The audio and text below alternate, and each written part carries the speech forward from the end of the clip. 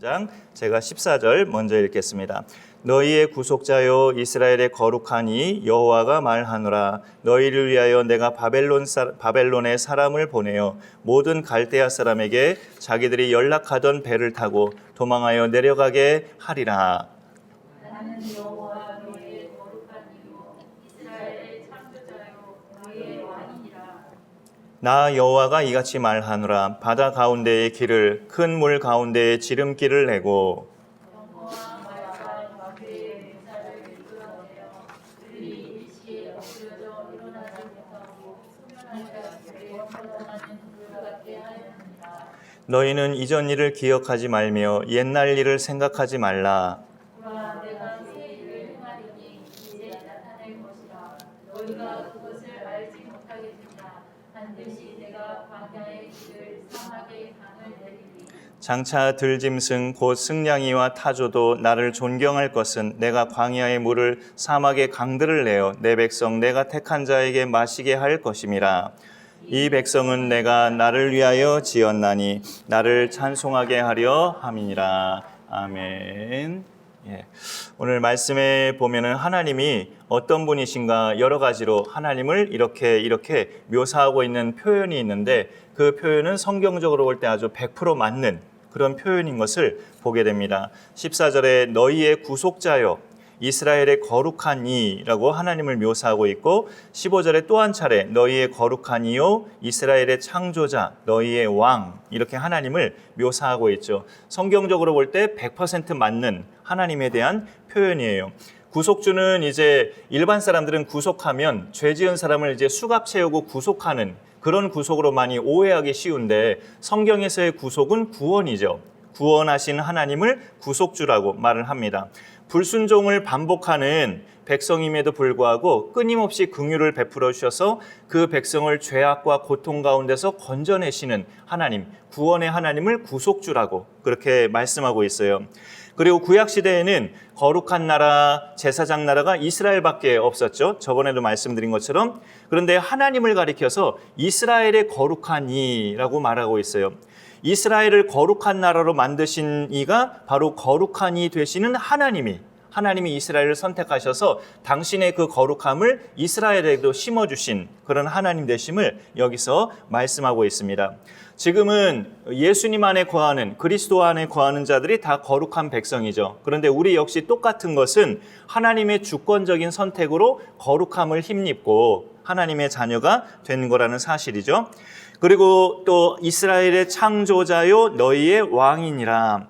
하나님을 창조자라고 하는 말씀 속에는 너희는 피조물이다라는 말씀이 같이 담겨져 있죠. 하나님이 창조자시니 너희는 피조물. 그리고 피조물은 항상 하나님을 왕으로 모셔야 된다는 거죠. 우리의 왕은 아무리 여기 사람이 많이 모였어도 우리의 왕은 우리 모인 사람 중에 누가 왕이 아니라 우리를 지으신 창조자 하나님이 항상 우리의 왕이신 것을 기억하며 살아갈 때 그것이 이제 올바른 믿음으로 살아갈 수 있는 것이다 라고 알려주고 있습니다. 그 하나님께서 오늘 말씀 19절에 보시면 내가 새 일을 행할 것이니 라고 말씀하셔요. 하나님 스스로가 처음에 이스라엘의 구원자가 되셨는데 이제는 하나님 스스로가 새 일을 행하시겠다고 또 선포하십니다. 구원받은 이스라엘이 계속 불순종의 세월을 사는 동안에 그 불순종의 세월 때문에 하나님이 베푸신 은택도 잊어버리고 지극히 형식적인 신앙생활에 빠져버리고 하나님도 섬겼다가 우상도 숭배했다가 혼합주의 신앙으로 변질된 자기 백성의 그 피폐해진 영적인 상태를 하나님이 보시면서 내가 이제 새 일을 행하겠다라는 선포를 선지자를 통해서 하나님이 증거하셔요. 새 일을 행하시겠다는 하나님을 보면 오늘 하나님에 대한 표현 중에 그런 표현은 없지만 하나님은 사랑이시다라는 것을 또 새삼 우리가 알게 돼요. 오늘 말씀에서처럼 이스라엘의 구속자, 거룩한 이, 그들의 창조자, 너희의 왕 이런 표현을 하나님 앞에 쓰는 거 100% 맞는 말인데 또 내가 새 일을 행하겠다는 이 말씀의 선포를 보면 하나님은 또 어떤 분이라고 묘사할 수 있느냐? 사랑. 바로 너희를 끊임없이 사랑하시는, 너희를 결코 버리지 아니하시고 그토록 불순종해도 질기게 너희를 붙잡고 계시는 사랑의 하나님이신 것을 우리가 알게 되죠. 이런 뭐가 비전이 보이는 백성이라고 그 백성 앞에서 새 일을 행하겠다고 하나님이 말씀을 하시나요? 그런 것을 볼 때 하나님은 질기게도 자기 백성을 붙잡고 계시는 사랑이신 하나님이신 것을 우리가 보게 돼요. 이 새 일은 이전 일과 대비가 되죠. 앞에 이전 일이 나오고 있고 그 다음에 이제 19절에 가서 새 일이 나오고 있는데, 이전 일은 그 18절에 보면 너희는 이전 일을 기억하지 말며 옛날 일을 생각하지 말라라고 되어 있어요. 이전 일이 뭐길래 기억하지 말고 생각하지 말라고 할까요? 그 이전 일의 그 내용은 16절, 17절이 이전 일이에요. 바다 가운데 길을 내신 거, 큰 물 가운데 지름길을 내신 거, 그 다음에 애굽의 병거와 말과 군대의 용사들을 이끌어 그들을 일시에 엎드러뜨리신 것, 소멸하기를 꺼져가는 등불처럼 그들을 소멸시키신 일, 이 16절, 17절의 일이 하나님이 행하신 이전 일이에요. 그런데 이전 일을 기억하지 말라고 지금 여기서 말씀하고 있는 거죠. 출애굽기에 나오는 그 홍해 사건을 여기 16절, 17절에서 하나님이 다시 언급하고 계시죠. 이스라엘을 애굽에서 구원해 내셨는데 홍해가 그 앞에 있을 때 하나님이 바다 가운데에 길을 내신 것, 그게 이전 일이죠. 이스라엘을 건너게 하셨고 그 뒤에 따라오는 애굽의 병거와 말과 군대의 용사들을 일시에 엎드러져 꺼져가는 등불처럼 소멸시키신 일, 이게 이전 일입니다. 그런데 이제 애굽의 군대들은 하나님께서 꺼져가는 등불처럼 소멸시켰다고 말씀하고 있는데, 같은 이사야서의 바로 앞에 장을 한번 보실까요? 42장. 42장의 3절을 제가 잠깐 읽어볼게요. 42장의 3절. 상한 갈대를 꺾지 아니하시며 꺼져가는 등불을 끄지 아니하고, 여기는 꺼져가는 등불을 끄지 아니하신다는 말씀이 나와 있는데, 오늘 43장에는 애굽의 병거와 말과 군대 용사들을 꺼져가는 등불처럼 소멸시켰다고 그렇게 대조적으로 말씀하고 있어요. 하나님이 모으시는 백성은 꺼져가는 등불 같아도 꺼뜨리지 아니하신다는 것이고, 하나님이 심판하실 대상은 불길 같아 보이는 존재도 꺼져가는 등불로 소멸시킨다는 거죠. 하나님을 이런 분으로 믿는 것이 믿음이에요. 아무리 세상의 세력이 불길같이 강해 보여도 하나님이 바람과 바다를 이용하시면 저들은 꺼져가는 등불이다, 그렇게 믿는 것. 내 모습이, 우리의 교회가 아무리 꺼져가는 등불처럼 보여도 하나님이 불을 붙여주시면 다시금 불길처럼 일어나 오를 수 있다, 이런 믿음이 하나님을 믿는 거죠. 교회를 둘러싼 세력이 아무리 불길처럼 보이고 나를 둘러싼 세상이 아무리 불길같이 강해 보여도 하나님이 당신이 지으신 바다와 바람을 이용하시면 삽시간에 꺼져가는 등불로 그 운명은 바뀌게 돼요. 이것이 하나님께서 이스라엘에게 행하신 이전 일입니다. 이전 일. 그러니까 굉장히 놀라운 일이죠. 그런데 오늘 말씀에 보면 너희는 이전 일을 기억하지 말며 옛날 일을 생각하지 말라고 이렇게 말씀하셔요. 아니, 그 어마어마한 위대한 일을 해놓으시고 왜 그거를 기억도 말고 생각하지도 말라고 왜 그렇게 강조를 하실까? 말씀을 쭉 읽어보면 이런 느낌도 있어요. 이전 일보다 새 일이, 앞으로 행하실 새 일이 훨씬 더 크기 때문에 그렇다고도 볼 수 있지만, 그래도 이전 일도 엄연히 하나님이 행하신 놀라운 일인데 왜 굳이 그것을 기억도 하지 말고 생각하지 말라고 이렇게 하나님이 말씀을 하실까? 이유를 더듬어 보면 이런 예를 들어볼게요. 어느 집이 성탄절에 불이 나서 집이 다 소각이 돼버렸어요. 재산이 다 날아갔다고 한다면 그 집안 식구들은 해마다 돌아오는 크리스마스, 해마다 돌아오는 성탄절을 어떤 날로 기억할까요? 우리 집에 불난 날, 그렇게 기억하지 예수님의 생일로 기억하지 않게 될 거예요. 성탄절이 돌아올 때마다 자기 집의 모든 것이 타버린 그 끔찍한 상황이 한동안 오랜 세월 계속 기억이 나게 될 겁니다. 그거는 빨리 기억을 안 하는 게 좋죠. 성탄절 하면 우리 집이 불이 나버린 날, 우리 집 재산이 날아간 날, 이렇게 해마다 성탄절 돌아올 때마다 그 생각을 하면 그 집안 식구들이 얼마나 괴롭고 힘들고 얼마나 지옥 같은 그런 삶을 성탄절 돌아올 때마다 반복하는 겁니까? 그러면은 거기에서 벗어나는 길이 뭐예요? 그 생각을 이제 잊어버리고 그 생각을 버리는 거죠. 그래야 성탄절이 돌아와도 그 트라우마에서 벗어날 수가 있죠. 하나님께서 이스라엘을 위해서 바다 가운데 길을 내시고 이집트의 병거와 말과 군대 용사들을 소멸시키신 그 사건을 하나님은 생각하실 때마다 하나님의 머릿속에는 뭐가 또 같이 생각이 나시냐면, 자기 백성을 위해서 그렇게까지 행하셨는데, 내가 이렇게까지 행해 줬는데 얼마 안 가서 그 자기 백성의 원망과 불평거리들, 이거를 하나님은 같이 생각하시는 거예요. 종로릇 하던 애굽 땅에서 탈출시키신 것은 감사해 하지도 않고 오히려 사막에서 불편 겪을 때마다 다시 애굽으로 돌아가고 싶다는 어이없는 말만 하던 그 자기 백성의 그 모습이 같이 하나님은 생각이 나시는 겁니다. 하나님의 입장에서는 당신이 행하신 이전 일을 떠올리실 때마다 그 은혜에 감사하지 않고 오히려 원망과 불평만 일삼았던 이스라엘 백성의 모습이 같이 떠올려지시는 거예요. 이사야 선지자 시대에 유다 백성을 향해서 하나님은 그런 차원에서 말씀을 하시는 거예요. 너희는 너희 조상들이 나를 원망하고 불평하던 그 죄악의 전철을 밟지 말라. 그 죄악의 전철을 밟지 말고, 그러기 위해서 너희는 그 이전 일을 기억하지 말고 생각하지도 말라. 내가 놀랍게 행했던 홍해를 갈라서 길을 만들어낸 일, 하나님의 놀라운 역사지만 그 일 다음에는 계속적으로 광야에서 불평불만하던 이스라엘 민족을 하나님은 같이 생각하게 되시는 거예요. 너희는 너희 조상들처럼 그렇게 원망과 불평을 일삼던 그런 생활을 청산하라. 그러기 위해서는 내가 행했던 이전 일도 기억하지 말고 생각하지 말라라고 하나님이 말씀하시는 겁니다. 그런 일을 잊을 만큼 하나님은 놀라운 새 일을 이제 행하시겠다는 뜻인데, 그럼 새 일은 어떤 일일까요? 그 내용도 사실 나와 있어요. 19절 중반에서 20절까지 보시면, 너희가 그것을 알지 못하겠느냐? 반드시 내가 광야의 길을 사막의 강을 내리니 장차 들짐승 곧 승냥이와 타조도 나를 존경할 것은 내가 광야의 물을 사막의 강들을 내어 내 백성 내가 택한 자에게 마시게 할 것임이라. 이게 하나님이 장차 행하실 새 일입니다. 하나님이 행하신 이전 일은 바다에 길을 내신 거죠. 그거는 잠깐 건널 동안만 필요했던 일이에요.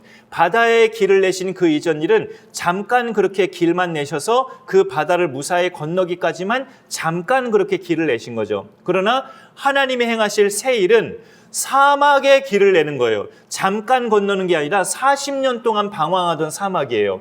홍해는 잠깐 건너던 순간이었지만 사막은 40년 동안 생활했던 세상살이입니다. 세상살이.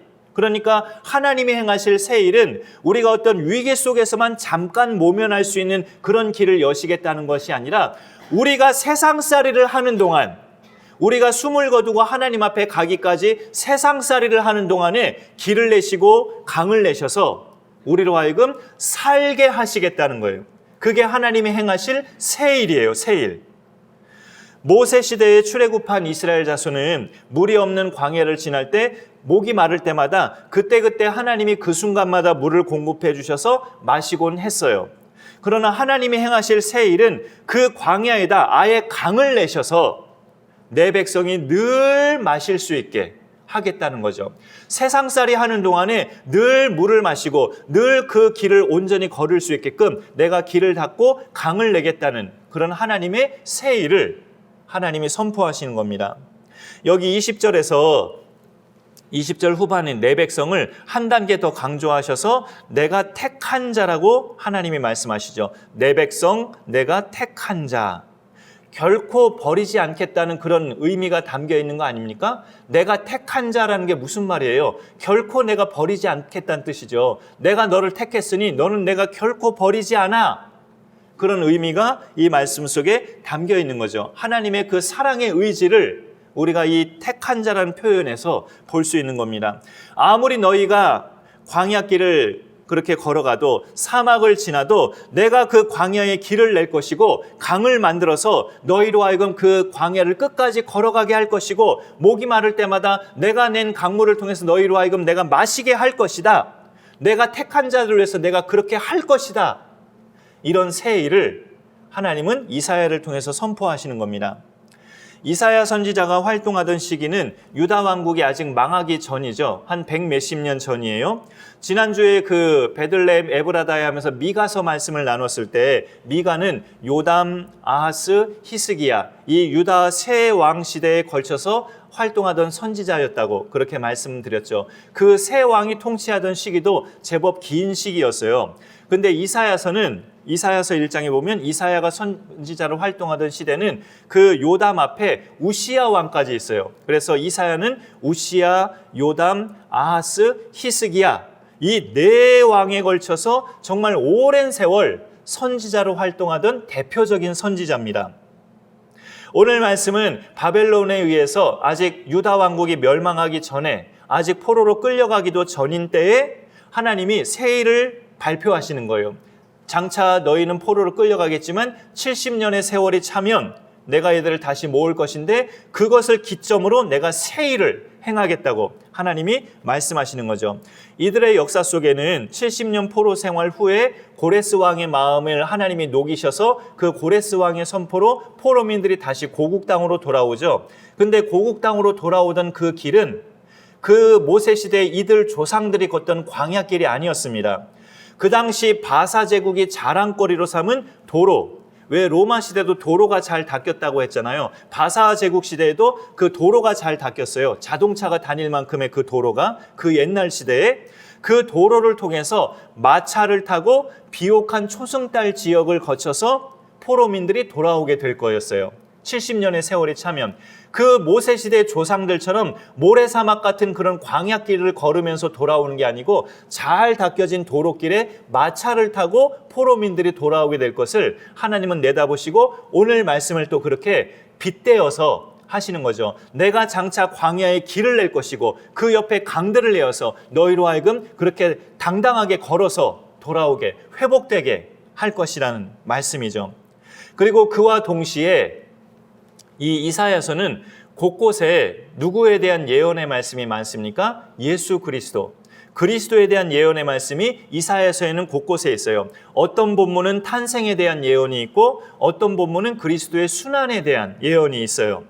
오늘 말씀 속에는 아들 또는 어린 양 이런 표현은 없어요. 그러나 하나님이 행하신다는 새 일은 그리스도와 상관없는 일이 없습니다. 다 메시아와 결정적으로 연결이 되는 일이에요. 하나님이 행하신다는 새 일은 보라 내가 새 일을 행하리니 할 때 이거는 하나님이 보내실 그리스도와 직결된 일인 것을 오늘 내용을 읽어보면 알 수 있어요. 사막에 길을 내고 그 옆에 강물을 내고 그 백성으로 하여금 목이 마를 때마다 마시게 하고 그 길을 무사히 걷게 하시겠다는 이것은 예수 그리스도 안에 있는 자들만이 누릴 수 있는 하나님 나라의 특권이에요. 그러니까 이 약속은 새 일을 행하겠다는 이 약속은 하나님이 보내실 독생자 그리스도를 통해서 온전히 이루어진다는 약속이죠. 그래서 이 약속은 우리가 마지막 순간으로 내다본다면 오늘 이사야 43장 이 말씀은 여기까지 내다볼 수 있는 거죠. 새하늘과 새 땅. 이 땅에서의 삶도 그렇지만 장차 새하늘과 새 땅에서도 우리가 영생을 누리는 것도 예수 그리스도를 통해서만 누릴 수 있는 그런 특권이죠. 그 새하늘과 새 땅이야말로 목마름이 없고 고됨이 없고 피곤함이 없고 슬픔이 없고 죽음이 없는 그런 완벽한 천국 세계잖아요.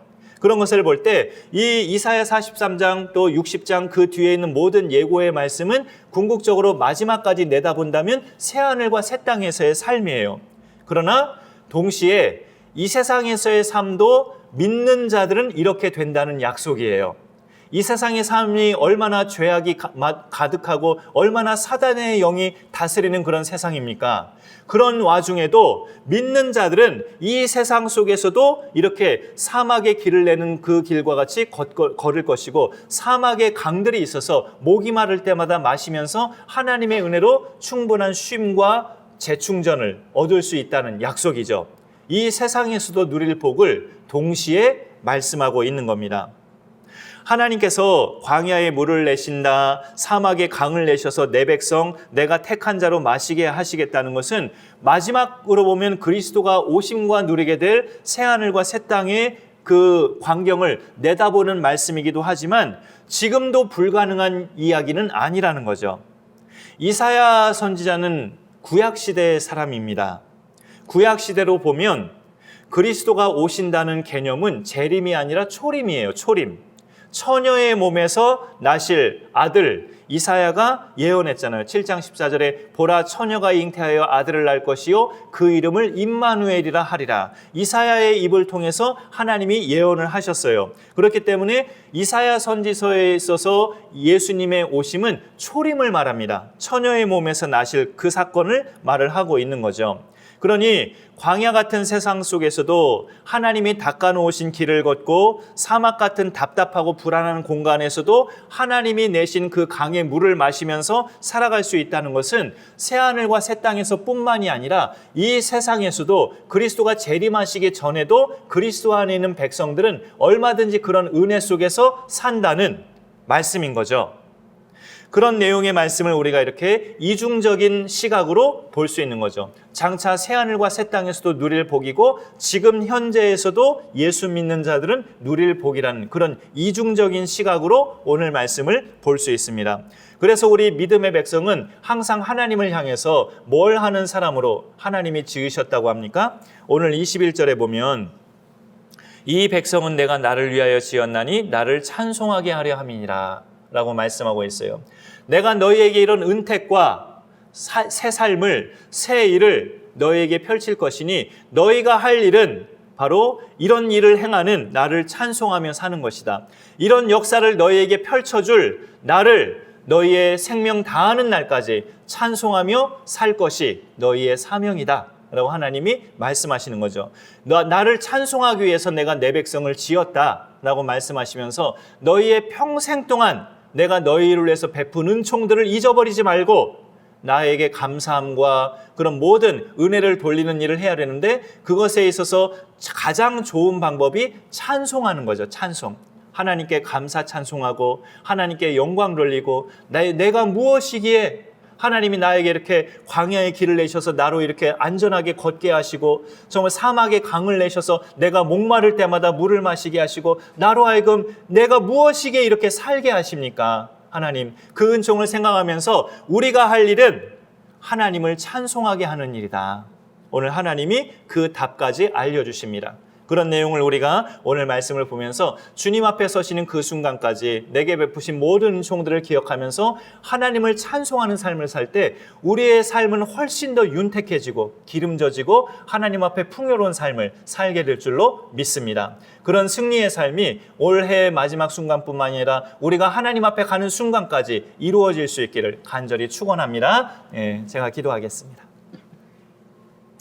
하나님 감사합니다. 오늘도 함께 하신 우리 장로님, 권사님, 집사님 또 여러 지체들 주님 이 시간에 같이 말씀을 또 보면서 함께하는 지체들 주님 기억하여 주시고 오늘 주신 이 말씀 한 해의 마지막 수요일 예배를 드리면서 하나님께서 보라 내가 새 일을 행하리니 이제 나타낼 것이라라고 하나님의 정말 비장한 이런 비전이 담긴 말씀을 우리가 보게 하심을 감사드립니다. 이게 말씀의 성격으로 보면 먼 훗날 주님이 다시 오실 때 완전하게 이루어지는 말씀이기도 하지만 지금도 이 세상에서 사는 동안에도 예수 안에 거하는 자들은 이 말씀 가운데 살아가고 있음을 우리가 또 같이 생각하게 하여 주시옵소서. 지금도 그리스도 예수 안에 있는 자는 광야 같은 이 세상도 하나님이 만드신 길을 걸으며 안전하게 살아가고 있고 지금도 예수 안에 거하는 자들은 목마른 이 광야 같은 사막 같은 이 세상 속에서도 하나님이 공급하시는 물을 마시며 은혜 가운데 살고 있음을 우리가 고백하게 됩니다. 하나님 아버지, 이 은혜를 우리가 한순간도 망각하지 않게 하시고 하나님이 나를 살리시고자 베푸신 이 여러 가지 복합적인 은혜들을 우리가 기억하면서 언제나 매 순간마다 하나님을 찬송하며 하나님께 감사하며 영광 돌리며 살아갈 수 있는 우리의 복된 생애가 되게 하여 주옵소서. 감사드리며 예수님의 이름으로 기도 올리옵나이다. 아멘. 오늘 예배에 오신 우리 성도님들